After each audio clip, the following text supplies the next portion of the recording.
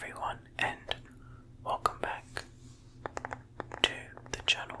And in today's video we are returning to the quiz format for the trivia questions, and we will be doing in particular questions that have a historical focus because it's surprisingly difficult to find general knowledge trivia questions that are in a specific format that we used for the medieval history video.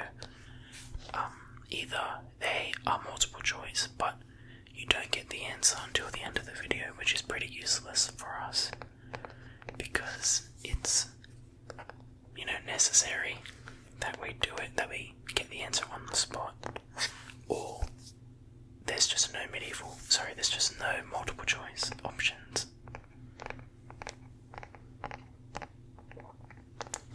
So today we will be doing two different quizzes that are both categorized as being world history, and those include the two quizzes for today are true or false. It's true or false. Common misconceptions or famous misconceptions, I think that's what it was. And the other one is off with his head, I think that's what it's called. Which, as you can guess by the name, is a quiz specifically about that topic. So I thought we would start with off with his head, since it's not just true or false, it has multiple, fully fledged out answers, whereas obviously the true or false one is just true or false. So, with that being said, let's begin. Let me just get it up. Okay. I made sure to turn off the timer this time so we aren't in any particular rush, so I might move the iPad here and whisper it closer. Okay. Question 1. Henry VII declared himself King of England after killing which previous ruler? The options are King John, Henry VI, Edmund Tudor, or Richard III, or Edmund Tudor, or Henry VI, or King John.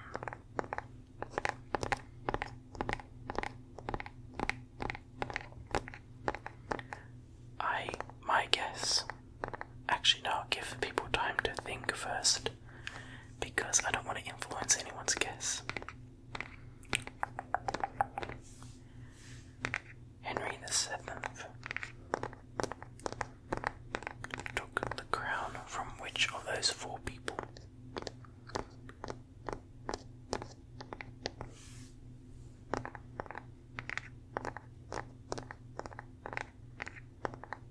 My guess is that the answer is Richard III. At the Battle of Bosworth Field, maybe. It might not be that, but he stole the crown of Richard III, or took the crown of Richard III, and formed the Tudor dynasty, which I think is why they added Edmund Tudor as a possible choice, since people might get confused. So, let's see. The answer was Richard III, and it says, Henry VII declared himself king by the just title of inheritance and by the judgment of God in battle, after slaying Richard III at the Battle of Bosworth Field in 1485. Now, time for question 2.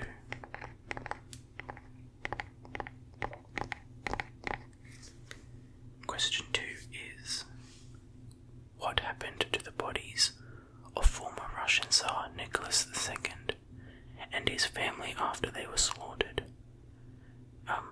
For a hint, those are the Romanovs, and the options include they were thrown into the ocean,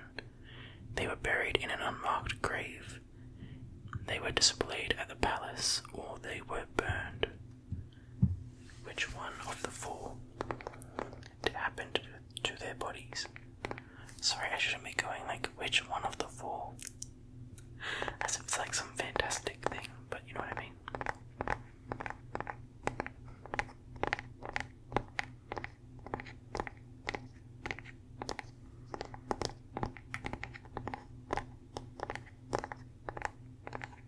My guess is that they were buried in an unmarked grave. So let's see what the answer is. The correct answer is that they were burned. And it says, after Nicholas II and his family were slaughtered, their bodies were burned, cast into an abandoned mine shaft, and then hastily buried elsewhere. That's not good. Question number 3.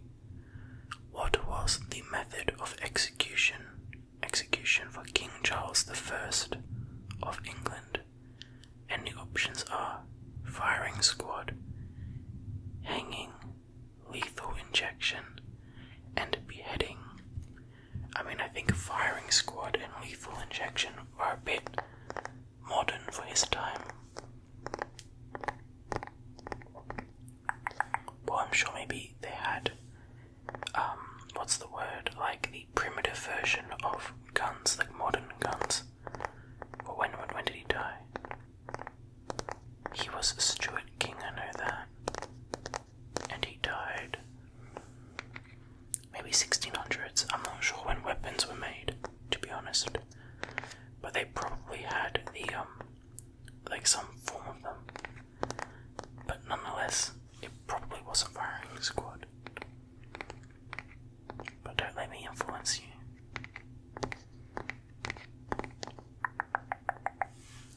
His execution, King Charles I. The answer is... Oh, sorry, let me guess first. I'm going to guess beheading. The answer to the question is beheading. Beheading. And it says Charles I was beheaded on a scaffold erected outside the banqueting hall of Whitehall on the morning of Tuesday, January 30, 1649. He had been charged with high treason and, quote, other high crimes against the realm of England. Once again, that's not very good. I mean, I know that I think by Charles's son, they were already ready to welcome the monarchy back into England. Now, question number 4. Which Roman emperor was condemned to die on the cross and under the whip? The 4 options include Nero, Vitellius, Galba, or Claudius. To be honest, I don't know much about the Roman Empire, especially about how they died. I know a lot of them were killed. Because I remember at some time during high school I saw this video and it was saying how the most dangerous job you could do during Roman times was be the emperor. Because they had the highest death chance. Because it was common, I presume, that people would overthrow them. So I'm going to guess. I'm really not sure. I just guess Nero because that's the only one who I know, and from what I recall, he was not a good person. But I doubt a lot of them were good people. But anyways, the answer is Nero, and it says the Senate condemned Nero to die a slave's death on a cross and under the whip. According to Suetonius, Nero escaped his fate by stabbing himself in the throat with a dagger. Another version holds that he escaped to the Greek islands, but was recognized the following year by the governor and his sentence was completed. Jeez. Now, time for question number 5.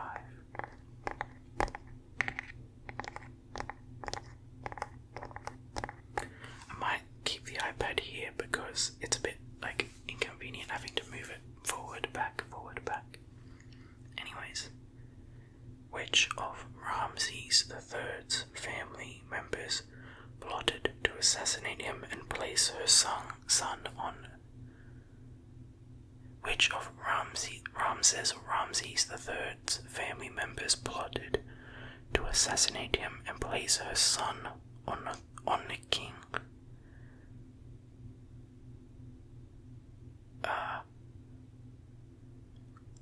Okay. Plotted to assassinate him and place her son on the throne. I think that's what they mean.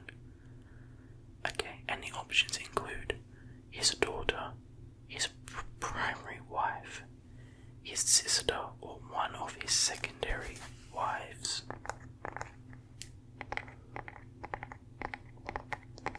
Sorry for the delay, that question was just worded peculiarly.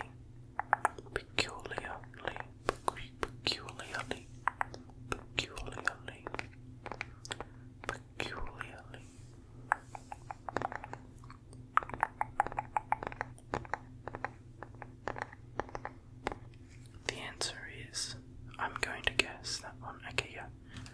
The answer is one of his secondary wives.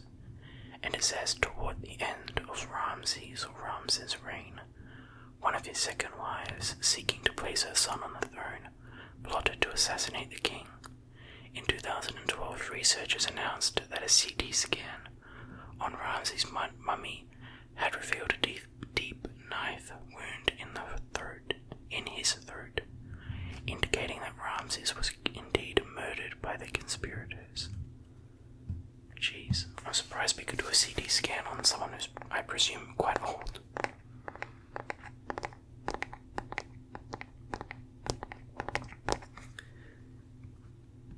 Which Roman emperor was murdered at the Palatine Games in 41 CE? Which Roman emperor was murdered at the Palatine Games in 41 CE? The options include Vitellius, Caligula, Claudius, or Nero. Well, I suppose it can't be Nero because he was sentenced to die a slave's death. And, all the options for his death did not include dying at the Palatine Games, or Palatine.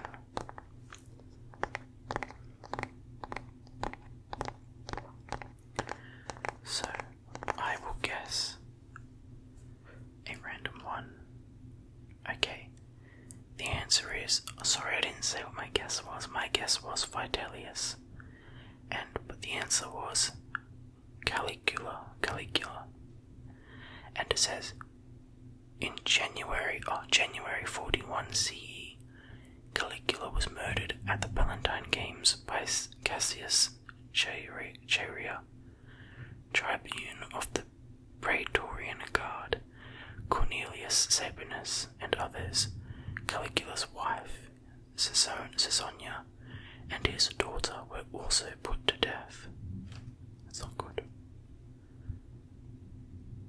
Chinese, question number 7, by the way. Chinese rebel Xu Wen was murdered by his eldest son 5 years after proclaiming himself the first emperor of which dynasty? Of which dynasty?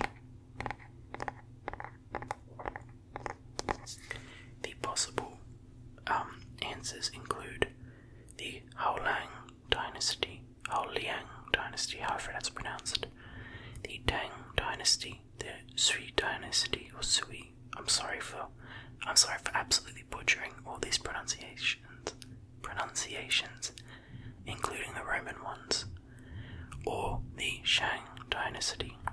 The Shang dynasty.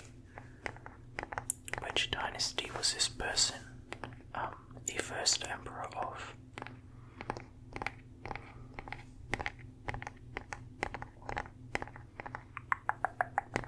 Dynasty.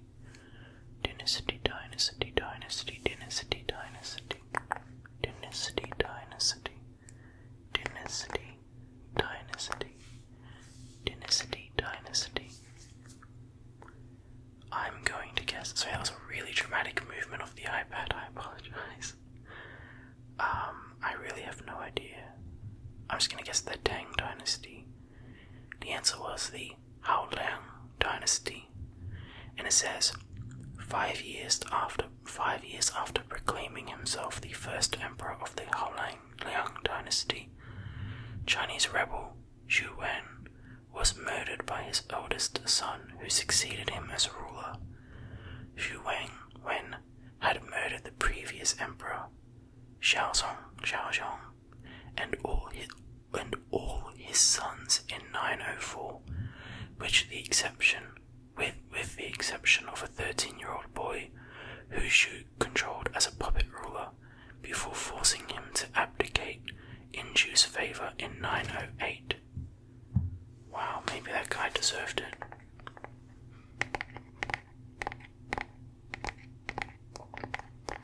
It's crazy how far human greed and ambition can go. Okay. Question number 8. Which of the Zulu chief Shaka's family members were involved in his murder in 1828?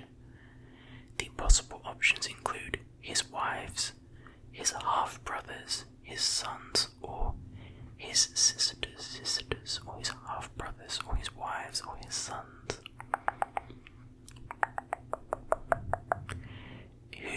Who was involved, out of those 4, in his murder in 1828? I'm going to guess. I guessed his sons, but the answer is his half-brothers. And it says 2 of Shaka's half-brothers, Dingani, and Olangana, together with an Induna named Mbaba, murdered him in September of 1828. And I got 4 out of 8 on that quiz. I probably could have done better, but I guess I was not too well versed on, royal murder.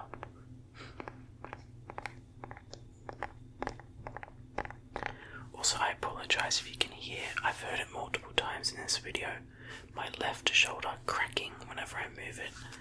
I have really creaky bones, and I also apologise for the bumping of that iPad just then, but I don't think it was too loud. Anyways, now let's go on to the true or false famous misconceptions quiz. Question number 1. This one's much shorter, by the way. Question number 1. Napoleon was short. True or false?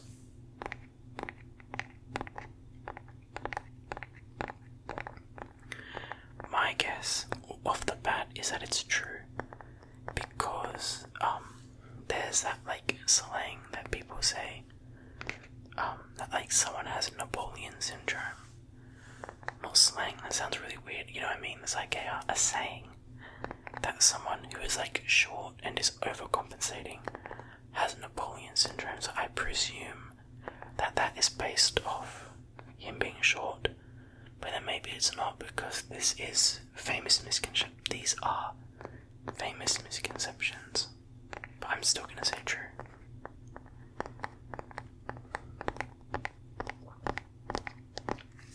Let's see if I'm right. I'm wrong. And the explanation is, so the answer is false. And the explanation is, Napoleon was probably not exceptionally short. He was called Le Petit Corporal, but the nickname translated as the Little Corporal was not meant as a reflection of his stature. It was intended as a term of affection by his soldiers. Indeed, many contemporary French paintings suggest that the general was not short, but of average stature. Question number 2. There are no artifacts that attest to what Cleopatra actually looked like. That's interesting, I'm not sure.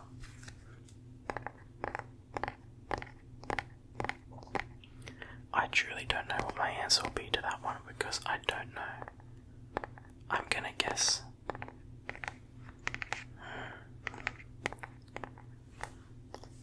I'm not sure.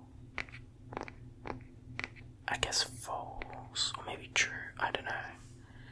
Because there are lots of images of like what she looked like, but then there's lots of assumptions about what like Anne Boleyn looks like, for example, when in reality we don't actually know what she looks like, and I think the only evidence that we have that depicts her face is a really old coin that does not the best job at depicting her face, because Henry VIII burned all her portraits when she was beheaded. And funnily enough, I think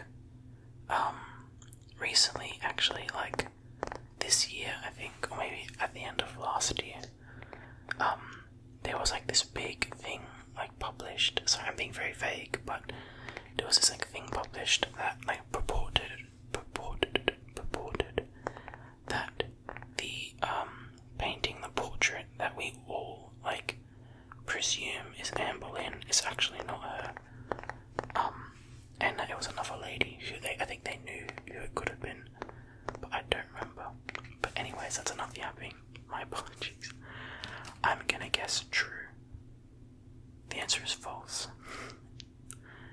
So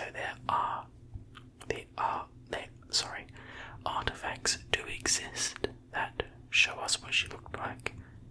And it says, there are artifacts that attest to Cleopatra's appearance, though they are few in number.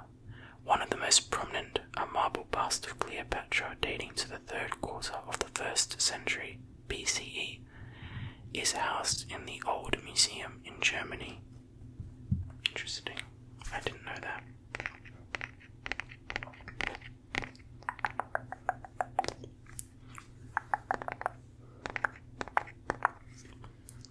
Okay. Marie Antoinette probably never said, "Let them eat cake." Let them eat cake.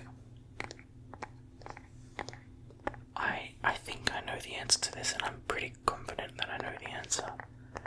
But I will be quiet for 10 seconds.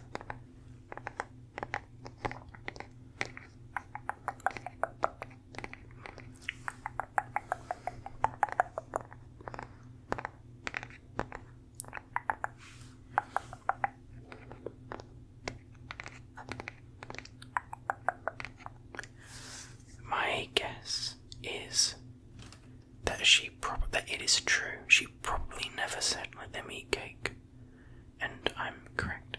Not to toot my own horn. I'll just quickly rant a bit.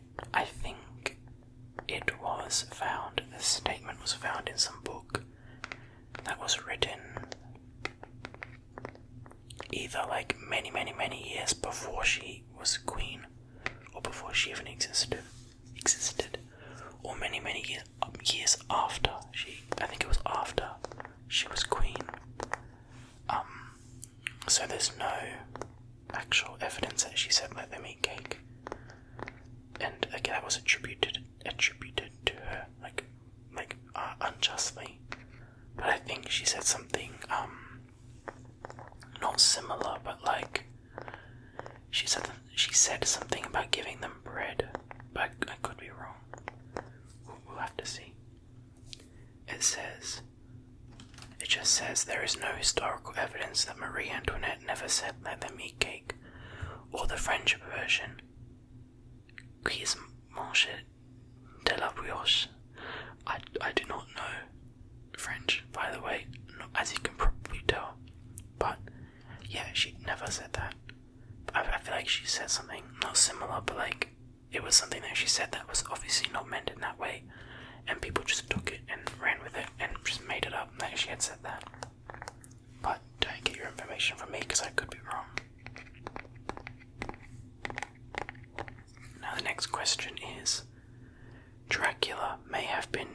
based on Vlad the Impaler. Dracula may have been based off Vlad the Impaler. Vlad the Impaler. Vlad the Impaler.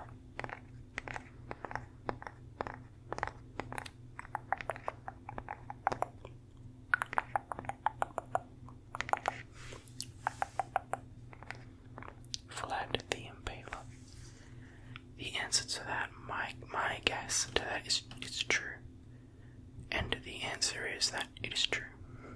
It says some scholars believe Dracula was based on Vlad the Impaler, whose father had won the moniker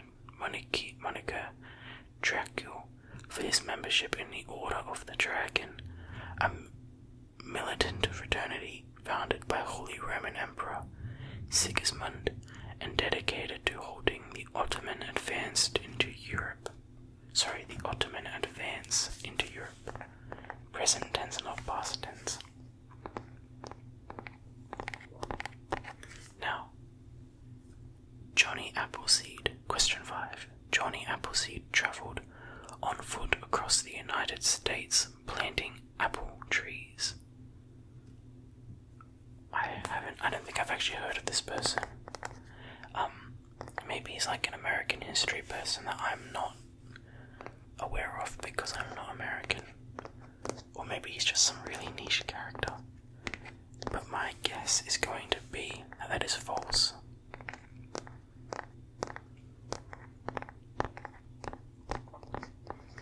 It honestly just seems too comical to be true, but we'll have to see. Let's submit our guess. Or my guess. The answer is true. It says Johnny Appleseed really did travel on foot across the United States, planting apple trees, though his real name was John Chapman.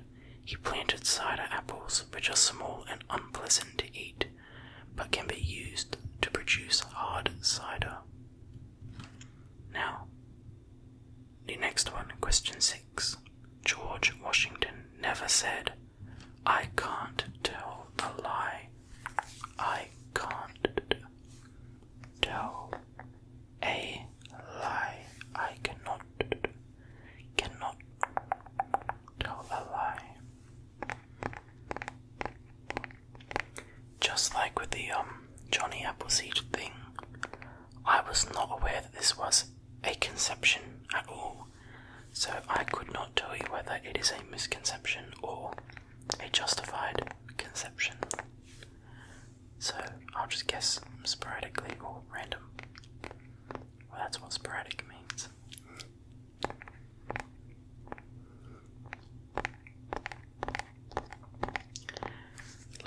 I'm gonna say,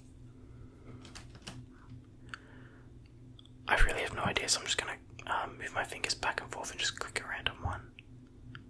Okay, I clicked true, and the answer is true. It says the story of George Washington saying, "I can't tell a lie," after chopping down his father's cherry tree is fiction, not fact. There is no evidence the event occurred at all. Question number 7. Dracula was a real person. True. True. Or false. True or false.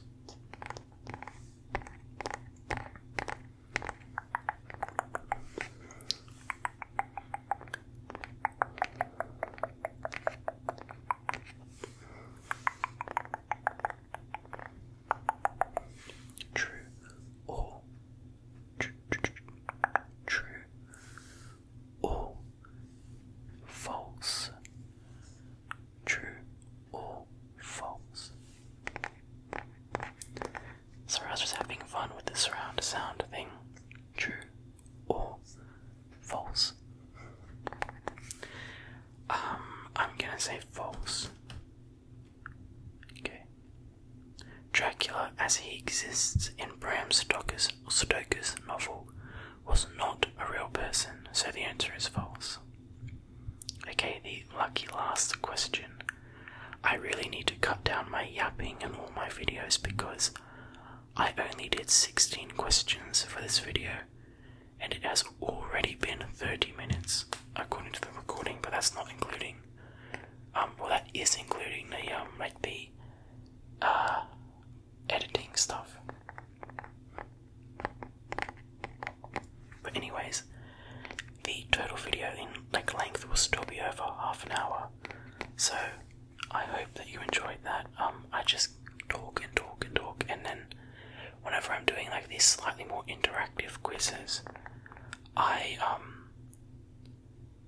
kind of get lost in talking and time flies by, and before you know it, I've recorded a half an hour long video. But anyways, the final question. Humans have not left anything behind from visits to the moon. Possible options include true or false. True or false. Humans have not left anything behind from their visits to the moon.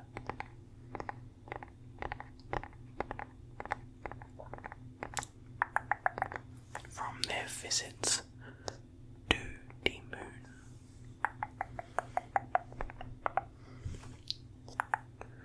Oops, I accidentally bumped my desk just then. Hopefully that wasn't too loud. It's alright.